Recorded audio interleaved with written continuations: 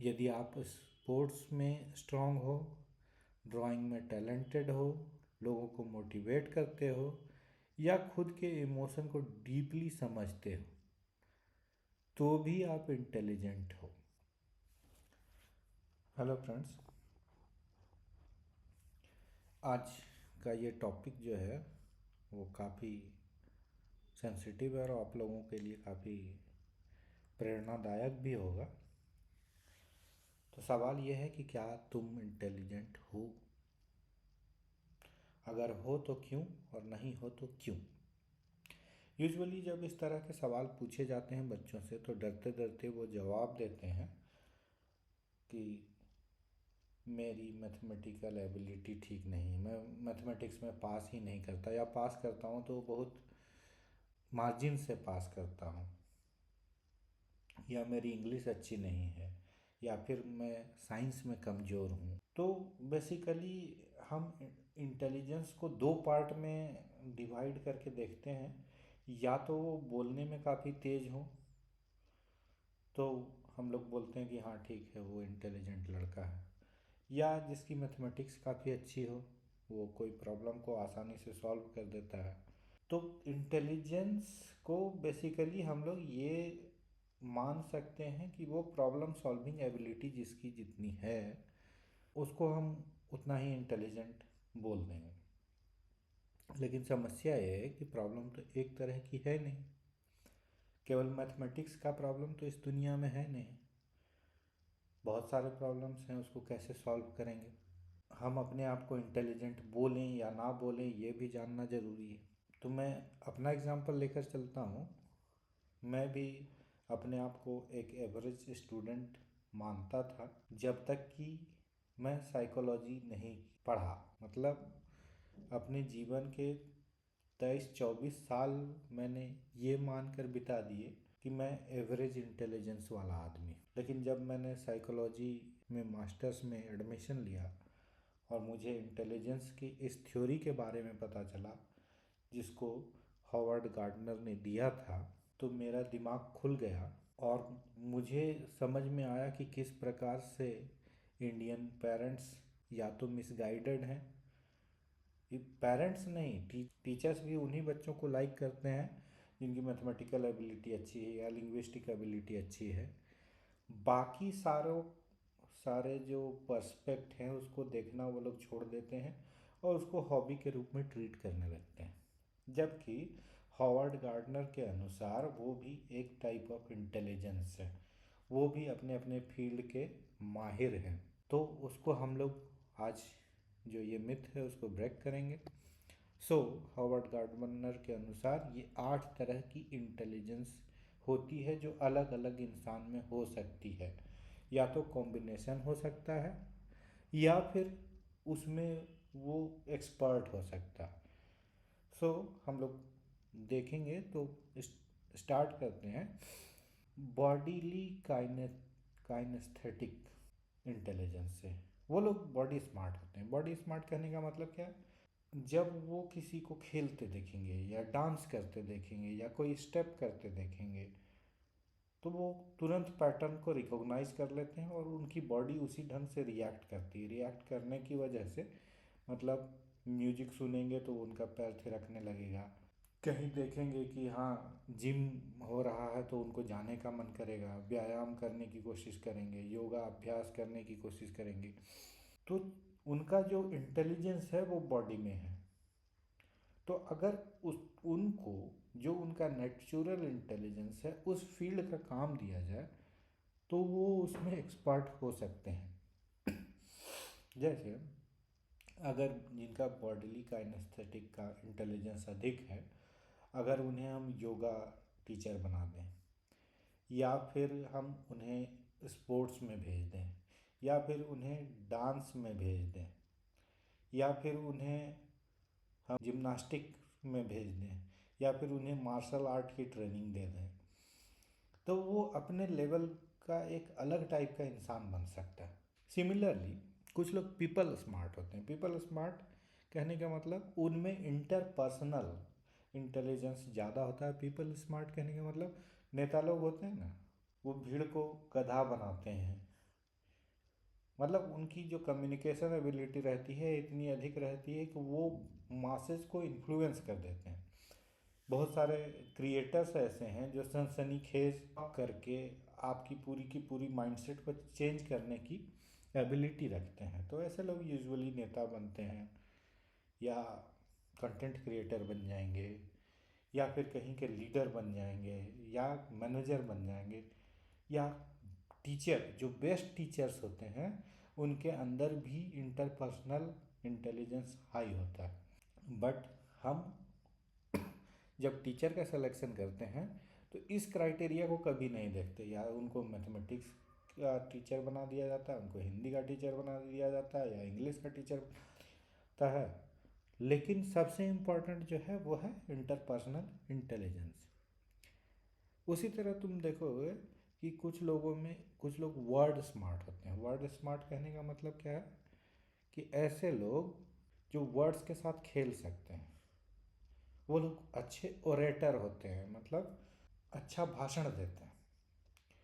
तो आपने, मैं एक एग्जांपल देता हूँ, विकास दिव्य कीर्ति हमारे यहाँ है, द बेस्ट ओरेटर मैं उनको मानता हूँ, क्योंकि वो उनकी बातें जब आप सुनोगे तो सुनते रहोगे।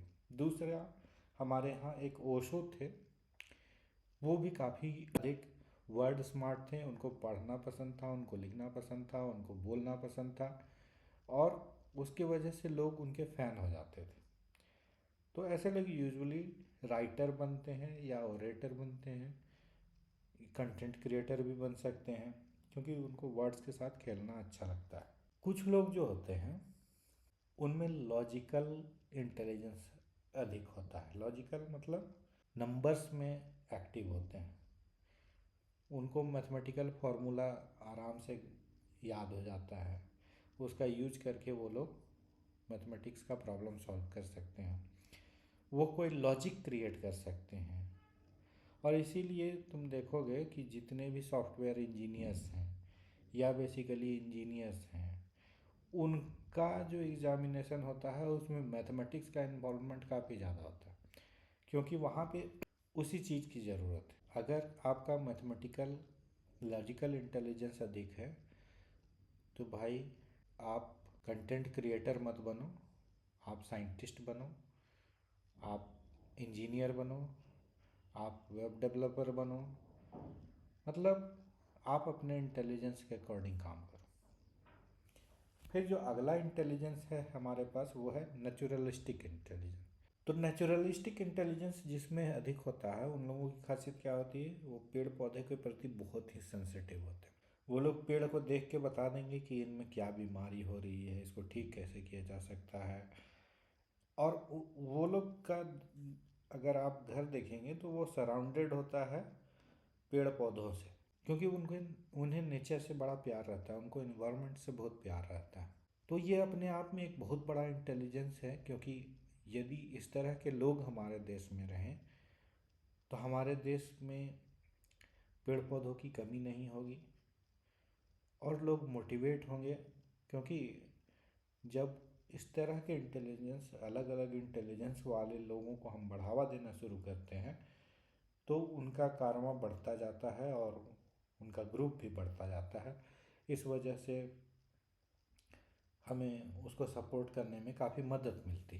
तो यदि आप का इंटेलिजेंस इस तरह का है कि आप पेड़ पौधों के देख देख के बहुत ही सेंसिटिव हो, तो आप खेती करो, आप इन्वायरमेंटलिस्ट बन जाओ, आप जूलॉजी को पढ़ो, आप बॉटनी पढ़ो, आप बायोटेक्नोलॉजी पढ़ो, और उसका इस्तेमाल करो ताकि इस दुनिया के लिए आप कुछ करके जा सको। So next intelligence is the interpersonal intelligence. Interpersonal intelligence कहने का मतलब है कि वो सेल्फ के बारे में स्मार्ट रहते हैं, अपना खुद का विश्लेषण करते रहते हैं। मैं आपको बताता हूँ कि ये इंटेलिजेंस मेरे अंदर में बहुत ही ज़्यादा है। मैं खुद का एनालिसिस करता हूँ, मैं अपने एक एक बिहेवियर का एनालिसिस करता हूँ, अपने एक एक एक्टिविटी का प्रभाव अपने बॉडी पे देखता हूँ। तो इस कारण से मुझे मेडिटेशन में मन लगता है, मुझे लोगों को समझने में अच्छा लगता है। मुझे सोशल सिचुएशन को देख कर समझ में आता है कि इसका रूट कॉज क्या हो सकता है, कहाँ से ये ओरिजिनेट हुआ होगा प्रॉब्लम, और उसका सॉल्यूशन क्या है। सो मैं साइकोलॉजी के फील्ड में बहुत ही अच्छा हूँ। मैं लोगों का प्रॉब्लम, जो साइकोलॉजिकल प्रॉब्लम है, उसको सॉल्व करना मेरे लिए बहुत ही आसान काम है। इसलिए मैं अपने को इस फील्ड का इंटेलिजेंट पर्सन मानता हूँ, और ये मुझे बाय गॉड गिफ्ट मिला है। इसके लिए मैं कोई एफर्ट नहीं करता, इसीलिए मैंने मास्टर्स आराम से कर लिया, एंड विथ डिस्टिंक्शन मैंने इग्नू से वो मास्टर्स डिग्री किया, एंड साइड बाय साइड मेरा नेट भी उसमें क्वालिफाइड है, वो भी बिना किसी एफर्ट का। तो मैं इसीलिए इस टॉपिक को लेकर आया हूँ कि अभी आप 10th में हैं, अभी आप 12th में हैं, और अभी आप करियर का सिलेक्शन करने जा रहे हैं। तो अपने इंटेलिजेंस को पहचानो और उसके अकॉर्डिंग अपने लाइफ का डिसीजन लो, क्योंकि अल्टीमेटली तुम्हारा इंटेलिजेंस तुम्हें जो है वो तुम्हारी पहचान दिलाएगा। नौकरी करके यदि तुम मतलब एक नेचुरलिस्टिक इंटेलिजेंस के आदमी हो और तुम इंजीनियर बनने चल गए, तो तुम बहुत ही बुरे इंजीनियर बनोगे, ये याद रखना। सो अपने इंटेलिजेंस को पहचानो। तो यदि आपको साइकोलॉजिस्ट बनना है, यदि आपको कोई मोटिवेटर बनना है, तो आप जो है अपने इंटर पर्सनल एबिलिटी को जांचो, परखो, और उसके बाद डिसीजन लो। दो और बचे हैं, विजुअल स्पेटियल। इसका मतलब वो लोग स्पेस का या इमेजिनरी पावर का बहुत ज़्यादा इस्तेमाल करते हैं। तो इन लोगों में, जैसे कुछ लोगों को आप देखे होंगे कि घर में पहुंचते हैं तो बताते हैं कि नहीं, पलंग को इधर कर दो, उस टेबल को वहाँ लगा दो, इससे तुम्हारा स्पेस काफ़ी खाली दिखेगा। तो ऐसा लोगों में नेचुरल होता है। तो उन लोगों को फिर और कहीं दिमाग नहीं लगाना चाहिए, और आर्किटेक्ट का फील्ड उनके लिए अच्छा है, ग्राफिक डिज़ाइनिंग का फील्ड अच्छा है, ड्राइंग का फील्ड अच्छा है, और अगर देखोगे तो इंटीरियर डिज़ाइनिंग का फील्ड उनके लिए अच्छा है। अभी तो ढेर सारा डिज़ाइनिंग है। आप मोबाइल का, कार का जो डिज़ाइनिंग होता है, वो ये सब कर सकते हो। ये तो अपने इंटेलिजेंस को पहचानो। And last one is the musical intelligence. कुछ लोगों को देखते होगे कि उसको कोई ट्रेनिंग नहीं मिली है, फिर भी वो बोल देगा कि हाँ, यहाँ सुर में ये गड़बड़ था, या फिर ये सुर है, या फिर यहाँ इम्प्रूवमेंट की ज़रूरत है। और वो लोग नेचुरली गाना गा सकते हैं, और कोई भी म्यूज़िक को प्ले कर सकते हैं, और उनके लिए कोई भी इंस्ट्रूमेंट सीखना बहुत ही आसान होता है, क्योंकि उनके अंदर म्यूजिकल इंटेलिजेंस हाई। इतनी सारी चीज़ें आपको देखने के लिए मिली। तो आपका म्यूजिक इंटेलिजेंस के प्रति जो नज़रिया है वो आज से थोड़ा बदल जाएगा, क्योंकि ये कोई नॉर्मल आदमी नहीं, एक हॉवर्ड गार्डनर नाम के साइकोलॉजिस्ट ने ये थ्योरी प्रपोज की थी, थ्योरी ऑफ मल्टीपल इंटेलिजेंस। केवल मैथमेटिक्स वाला जो है वो इंटेलिजेंट नहीं है। सो यदि आप स्पोर्ट्स में स्ट्रांग हो, ड्राइंग में टैलेंटेड हो, लोगों को मोटिवेट करते हो, या खुद के इमोशन को डीपली समझते हो, तो भी आप इंटेलिजेंट हो।